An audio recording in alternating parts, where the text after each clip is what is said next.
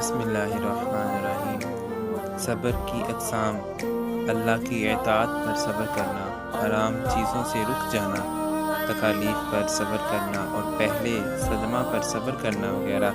جو شخص عبادت الہی پر صبر کرتا ہے، اللہ تبارک و تعالی کی ہر وقت عبادت کرتا رہتا ہے، اسے قیامت کے دن اللہ تبارک و تعالی 300 ایسے درجات عطا فرمائے گا جس میں ہر درجہ کا فاصلہ زمین و آسمان کے فاصلہ کے برابر ہوگا۔ جو اللہ تبارک و تعالی کی حرام کی ہوئی چیزوں سے صبر کرتا ہے، اسے 600 درجات عطا ہوں گے جن میں ہر درجہ کا فاصلہ 7ویں آسمان سے 7ویں زمین کے فاصلہ کے برابر ہوگا۔ جو مصائب پر صبر کرتا ہے، اس کو 700 درجات عطا ہوں گے۔ ہر درجہ کا فاصلہ تحت الثری سے عرش اولی کے برابر ہوگا۔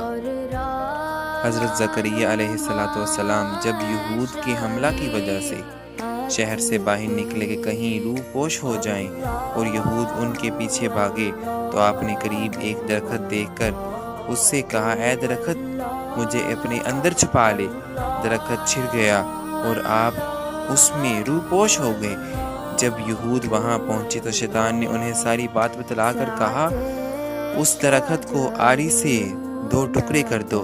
چنانچہ انہوں نے ایسا ہی کیا، اور یہ صرف اس لیے ہوا کہ حضرت زکریا علیہ السلام نے ذات باری تعالیٰ کی بجائے مظاہر قدرت باری سے پناہ طلب کی۔ آپ نے اپنے وجود کو مصیبت میں ڈالا اور آپ کے 2 ٹکڑے کر دیے گئے۔ حدیث قدسی میں ہے کہ اللہ تبارک و تعالی فرماتا ہے، جب میرا کوئی بندہ مصائب میں مجھ سے سوال کرتا ہے، میں اسے مانگنے سے پہلے دے دیتا ہوں اور اس کی دعا کو قبول کر لیتا ہوں، اور جو بندہ مصائب کے وقت میری مخلوق سے مدد مانگتا ہے، میں اس پر آسمانوں کے دروازے بند کر دیتا ہوں۔ کہتے ہیں کہ جب آری حضرت زکریا علیہ السلام کے دماغ تک پہنچی تو آپ نے کی ارشاد الہی ہوا، اے زکریا، مصائب پر پہلے صبر کیوں نہیں کیا جو اب فریاد کرتے ہو؟ اگر دوبارہ منہ سے نکالی تو دفتر صابرین سے تمہارا نام خارج کر دیا جائے گا۔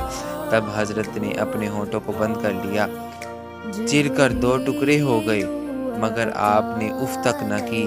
اس لیے ہر عقل مند کے لیے ضروری ہے کہ وہ مصائب پر صبر کرے اور حرف شکوہ زبان پر نہ لائے، تاکہ دنیا اور آخرت کے عذاب سے نجات حاصل کر لے، کیونکہ اس دنیا میں مصائب انبیاء علیہ السلام اور اولیاء اللہ پر زیادہ